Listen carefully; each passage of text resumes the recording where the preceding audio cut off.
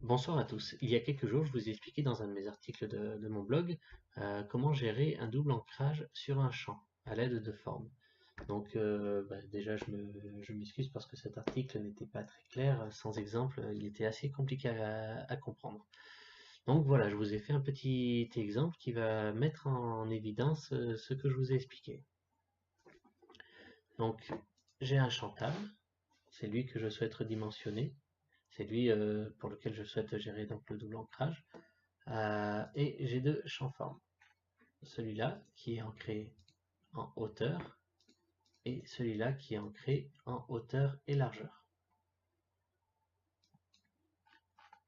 J'ai rajouté un bouton switcher qui permet d'associer la table à l'une des deux formes. Donc je vous montre un exemple. J'exécute. Donc voilà. Si je redimensionne ma fenêtre, dans un premier temps, ça prend l'ancrage de cette forme-là. Je switch. Donc déjà ça se réadapte. Et ça prend donc désormais l'ancrage de ce champ, et ainsi de suite. Donc voilà, avec cette astuce, vous pouvez donc gérer deux ancrages sur un champ, voire plusieurs.